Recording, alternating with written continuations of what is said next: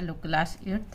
आज के इस वीडियो में मैं आपको विज्ञान के कुछ ऑब्जेक्टिव टाइप क्वेश्चन यानी वस्तुनिष्ठ प्रश्न बताने जा रही हूँ, जो कि आपके वार्षिक परीक्षा और सप्लीमेंट्री परीक्षा दोनों के लिए इम्पोर्टेंट है। फर्स्ट क्वेश्चन है आपका 6 स्वास्थ्य के लिए किशोरों हेतु उत्तम आहार है। 4 ऑप्शन दिए जा रहे हैं आपके।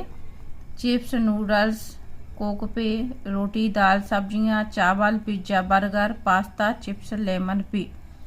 तो आपका इसका करेक्ट आंसर आएगा रोटी, दाल और सब्जियां। ये बाकी की चीजें ही बच्चों को आजकल ज़्यादा पसंद आती हैं, जो नुकसानदायक हैं। नेक्स्ट क्वेश्चन है खरपतवारनाशी के रूप में प्रयुक्त उपकरण है। खुरपी, हल, हार्वेस्टर और सीड ड्रिल। तो खुरपी से खरपतवार को निकाला जाता है, गुड़ाई की जाती है। अगला क्वेश्चन है आपका एक स्थान पर एक ही प्रकार की बड़ी मात्रा में उगाए गए पौधों को कहते हैं।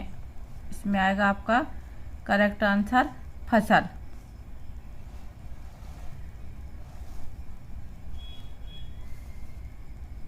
फसल उगाने से पहले प्रथम चरण में मिट्टी की करते हैं तैयारी, पानी देना, खोदना और उपयुक्त सभी।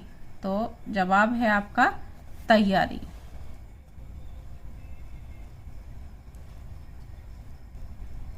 क्षतिग्रस्त बीज जल की सतह पर है। तैरते हैं, डूब जाते हैं, घुल जाते हैं, फूल जाते। तो करेक्ट जवाब है आपका तैरते हैं। और नेक्स्ट क्वेश्चन है आपका सही जोड़ियों का चयन कीजिए। रबी की फसल वर्षा ऋतु, खरीफ की फसल वर्षा ऋतु, रबी की फसल ग्रीष्म ऋतु और खरीफ फसल ग्रीष्म ऋतु। तो इसमें सही जोड़ी आएगी खरीफ की फसल वर्षा ऋतु। अगला क्वेश्चन है आपका ब्रेड अथवा इडली फूल जाने का कारण है। तो इसमें से सही जवाब होगा आपका यीस्ट। खमीर उठ जाने के कारण ये फूल जाते हैं। नेक्स्ट क्वेश्चन है निम्न में से कौन सा कथन असत्य है। उर्वरक एक मानव निर्मित लवण है। उर्वरक का उत्पादन फैक्ट्रियों में होता है। उर्वरक से मिट्टी को ह्यूमस प्राप्त होती है और उर्वरक में पोषक तत्व प्रचुर मात्रा में होता है। तो इसका करेक्ट जवाब है सी वाला। उर्वरक से मिट्टी को ह्यूमस प्राप्त होती है। अगला क्वेश्चन फसल उत्पादन का सही क्रम है। बुआई, खाद एवं उर्वरक देना, सिंचाई, मिट्टी तैयार करना। मिट्टी तैयार करना सबसे पहले आपका ये आएगा बी वाला, मिट्टी तैयार करना। उसके बाद बुआई की जाती है, फिर खाद दिया जाता है, उर्वरक देना और फिर लास्ट में सिंचाई। तो करेक्ट आंसर बी। सही जोड़ियों का फिर से चयन करना है इसमें। तो इसमें सही आंसर है आपका गेहूं रबी की फसल है। सी वाला आंसर है करेक्ट। नीले लिटमस पत्र को लाल कर देने वाले विलयन की प्रकृति होती है। नीले लिटमस को लाल कर देना अम्लीय। तो आपको ऐसे ध्यान ना रहता हो, बच्चे कंफ्यूज हो जाते हैं। नीले को लाल, तो यानी हम ध्यान कर सकते हैं कि नल। और जब आंसर हम बोलते हैं तो उसमें भी अम्ल, तो दोनों में ही ला आता है। यदि आपको कंफ्यूजन होती तो इस तरह से मैचिंग ध्यान रखें कि अम्लीय प्रकृति होती है जब नीले से लाल कर दिया जाता है। सिंचाई तंत्र जिसमें जल बूंद बूंद करके सीधे पौधों की जड़ों में गिरता है, उसको हम ड्रिप तंत्र कहते हैं। नेक्स्ट क्वेश्चन है खरपतवारनाशी है। 4 ऑप्शन दिए जा रहे हैं। इसमें सही जवाब जो है आपका 2, 4, डी। फसल की बुआई में उपयोगी कृषि औजार है। तो ये आएगा आपका सीड ड्रिल। और नेक्स्ट है आपका सिंचाई कार्य में उपयोग आने वाली आधुनिक विधि है ड्रिप तंत्र। ये आपके सभी पुराने हैं। और खरीफ की फसल कौन सी है इनमें से? तो ये जवाब है आपका मक्का। और रबी की फसल कौन सी है? तो इसमें है आपका सरसों। तो ये आपको पता होना चाहिए कि जो वर्षा ऋतु में फसल बोई जाती है उसको हम खरीफ की फसल कहते हैं, और जो दीपावली के समय पे बोई जाती है उसको हम रबी की फसल कहते हैं। नेक्स्ट क्वेश्चन है अल्कोहल के उत्पादन में सहायक सूक्ष्म जीव हैं। अल्कोहल को सड़ा करके ही बनाया जाता है, तो ईस्ट। रेड डाटा बुक इनमें से किसका रिकॉर्ड रखता है? तो 4 ऑप्शन दिए जा रहे हैं और 4 में से किन 2 का रखता है ये आपको बताना है। तो ये सी वाला आंसर है आपका तीसरा और चौथा, यानी लुप्त प्राय पौधों का और लुप्त प्राय जानवर दोनों का ही, लुप्त प्रजातियों का। पेनिसिलिन किस वर्ग का सूक्ष्म जीव है? कवक है, जिसको हम साधारण सी भाषा में फफूंद कहते हैं। जीवाणुओं में होने वाले 2 रोग कौन से हैं?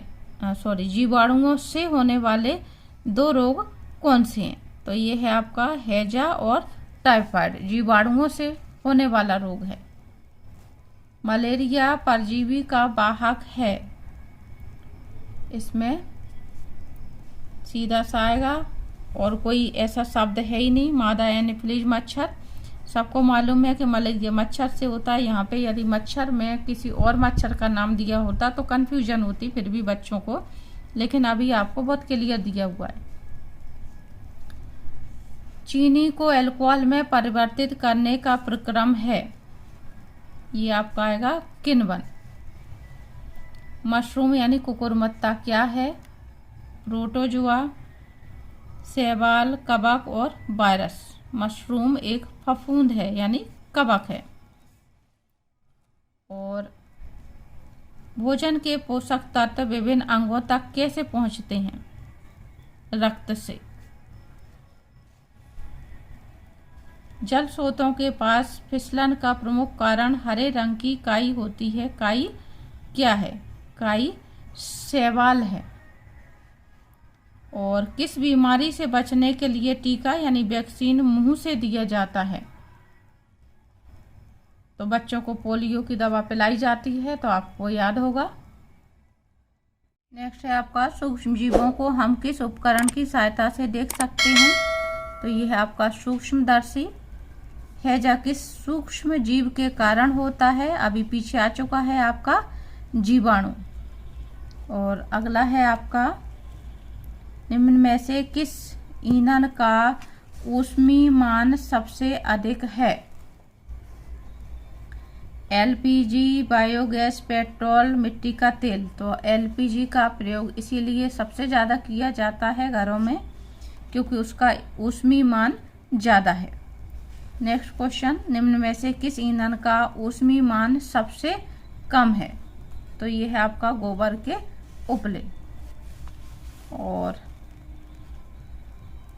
फास्फोरस वायु के संपर्क में आने पर आग पकड़ लेता है, अतः इसे रखा जाता है मिट्टी के तेल में, अम्ल में, क्षार में और जल में। तो उत्तर है आपका जल में। अगला क्वेश्चन है वायु में प्रदूषण होता है। तो जो ऑप्शन दिए हैं उसमें पहला ही ऑप्शन आपका सही है, लकड़ी और कोयला। नेक्स्ट है जीवाश्म ईंधन है कोयला और पेट्रोलियम। पेड़ पौधे नहीं है, सोना चांदी, सूर्य चंद्रमा। कितना अच्छा ऑप्शन दिया है, आपको अपने आप ही आंसर पता चल रहा है। वाहनों के लिए सबसे कम प्रदूषक ईंधन है सीएनजी। और अक्षय प्राकृतिक संसाधन है।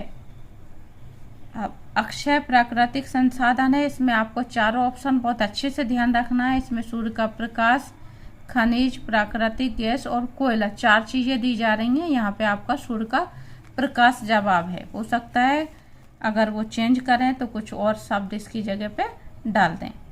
और घरों में काम आने वाला द्रव्य ईंधन, ये भी आपका ऑप्शन कितना सरल दिया हुआ है, द्रव्य ईंधन। बाकी सब में तो गैस लगा हुआ है तो ये आंसर हो ही नहीं सकता, सीधा मिट्टी का तेल जवाब आएगा आपका। और अगला है घरों में काम आने वाला ठोस ईंधन, कोयला, बायोगैस, मिट्टी का तेल। अब ये तो तेल है, ठोस कहाँ से हुआ, ये गैस है, ये ठोस कहाँ से हुआ, ठोस तो एक ही जवाब आ रहा है इसमें, कोयला। तो आपको इस तरह से कुछ क्वेश्चनों में थोड़ा सा बुद्धि इस्तेमाल कर लेनी है, तो आपके ऑप्शन अपने आप ही आप सही कर सकते हैं। नेक्स्ट है तेल में आग लगने पर जल डालने से नहीं बुझती, क्योंकि तेल जल पर तैरता है। पहला ही आंसर है आपका करेक्ट। अच्छे ईंधन की विशेषता नहीं है, तो आपको ये बताना है कि अच्छे ईंधन की विशेषता नहीं है। बच्चे इसमें थोड़ा सा इस तरह के उसमें गड़बड़ कर जाते हैं।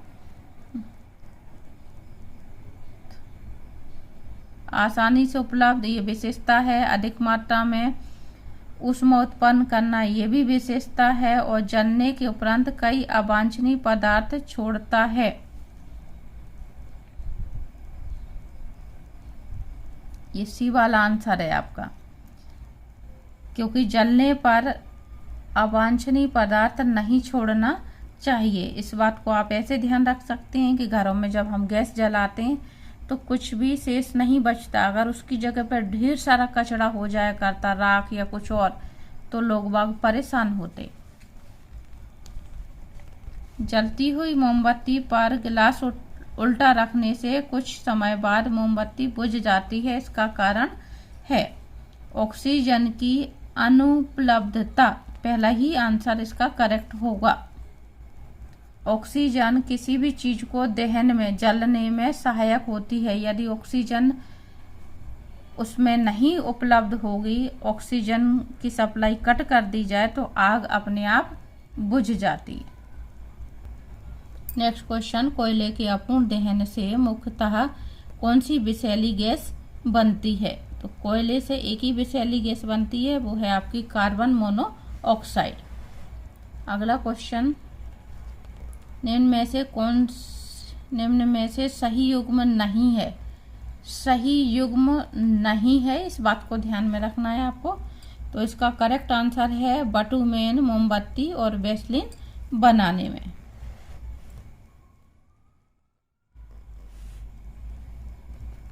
नेक्स्ट है, भंडारण के लिए किस पेड़ की पत्तियों का उपयोग किया जाता है? भंडारण किसी चीज को सुरक्षित रखने के लिए, तो इसका जवाब आपको मालूम है, नीम। और अगला क्वेश्चन है, जैव मंडल आरक्षित क्षेत्र के संबंध में उपयुक्त कथन है? इसका सही जवाब है पहला वाला, स्थानीय प्रजातियों के संरक्षण हेतु क्षेत्र।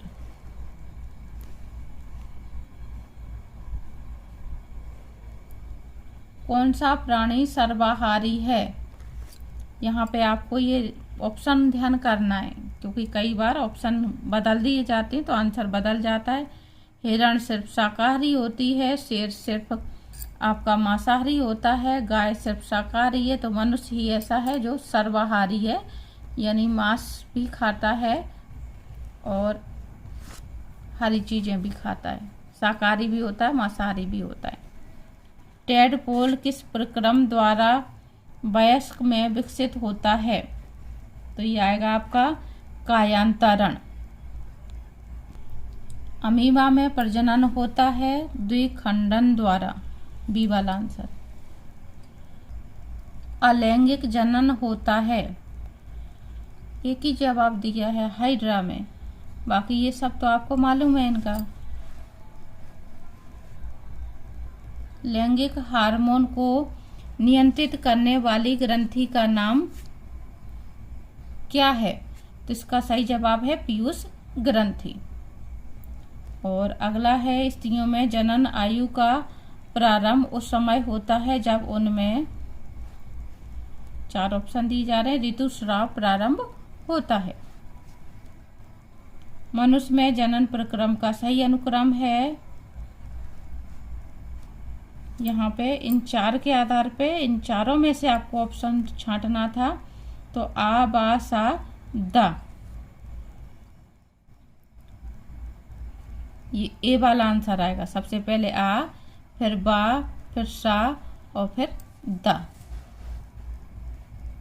गर्भस्थ शिशु के लिंग निर्धारण के लिए उत्तरदायी है सिर्फ पिता।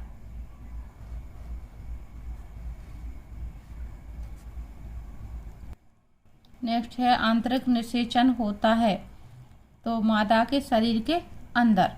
पहला ही आंसर है आपका। रेखा चित्र पहचानिए, श्वसन अंग कौन सा है। ये चित्र देख करके आपको बताना है।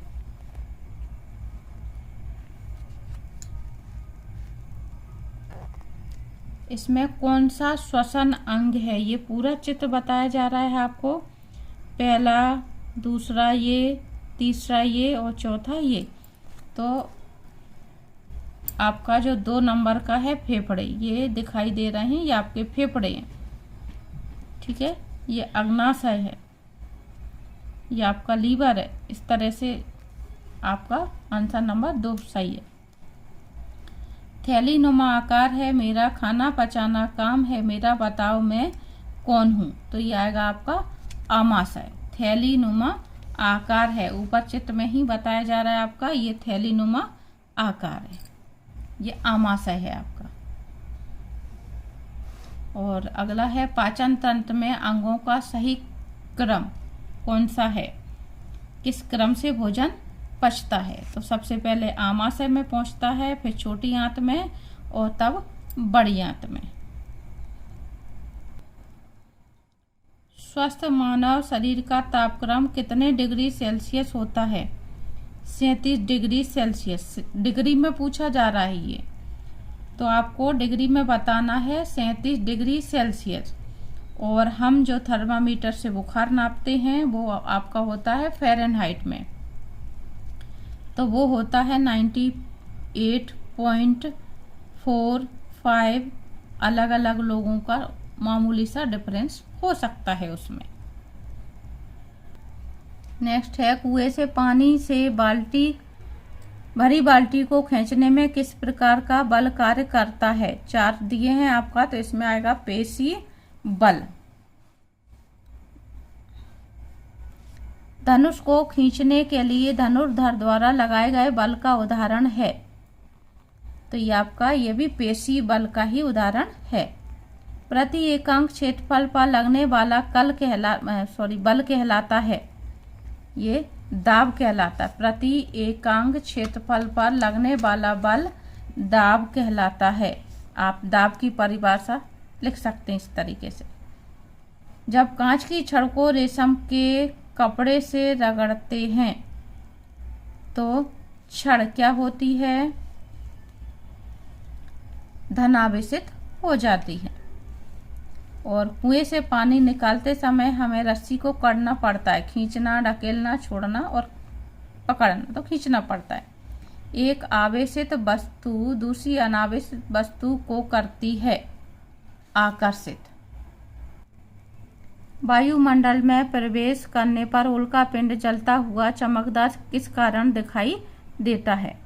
तो यहाँ पे ये आएगा आपका ए वाला, घर्षण के कारण। घर्षण से उत्पन्न होती है ऊष्मा, हवा, प्रकाश ऊष्मा। सर्पी घर्षण स्थैतिक घर्षण से होता है कम। किसी वस्तु द्वारा एक दोलन को पूरा करने के लिए समय को क्या कहते हैं।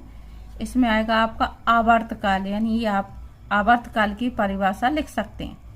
आवृत्ति का मात्रक होता है हर्ट्ज। अवांछित ध्वनि को कहते हैं शोर। ध्वनि के कंपनों की क्षीणता को किससे निर्धारित करते हैं, आवृत्ति से।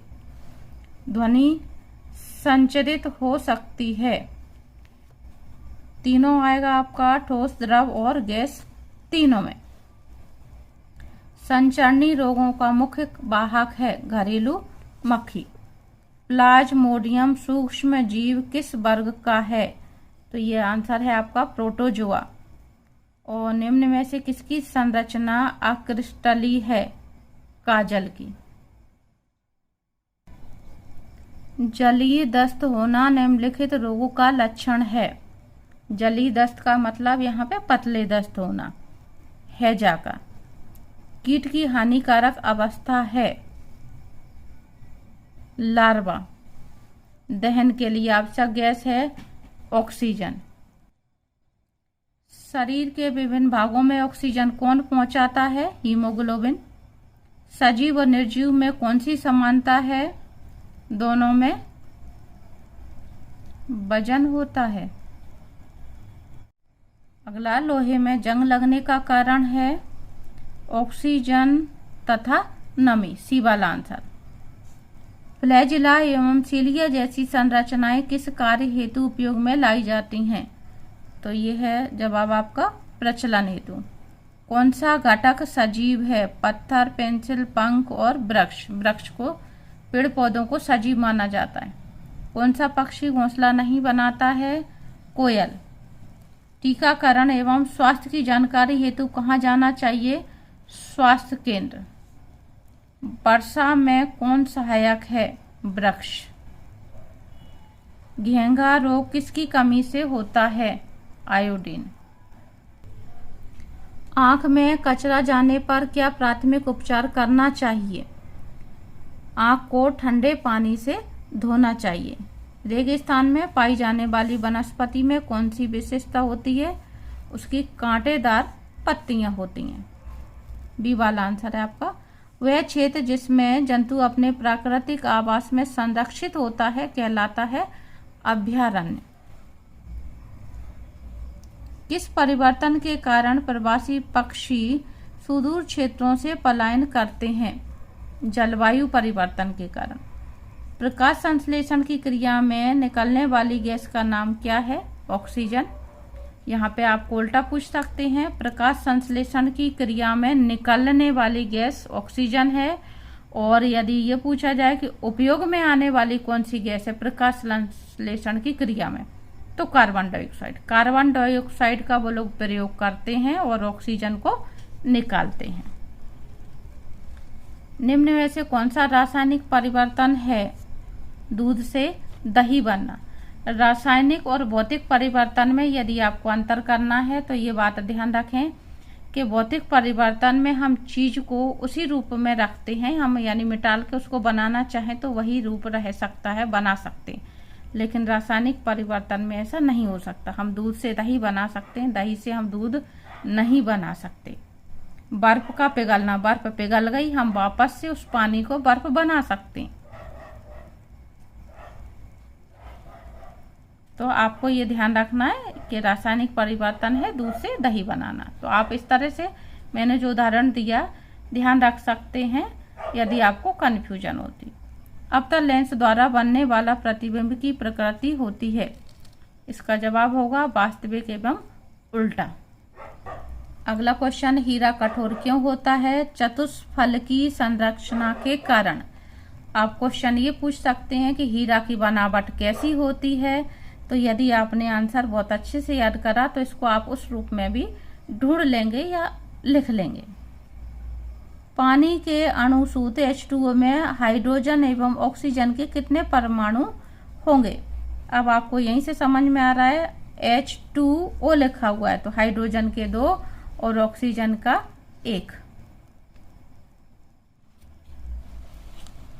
नेक्स्ट क्वेश्चन है, साधारण नमक का रासायनिक सूत्र है NaCl।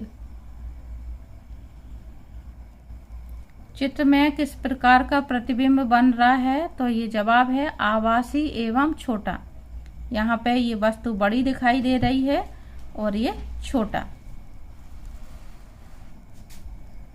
चित्र में कौन सी घटना दिखाई गई है?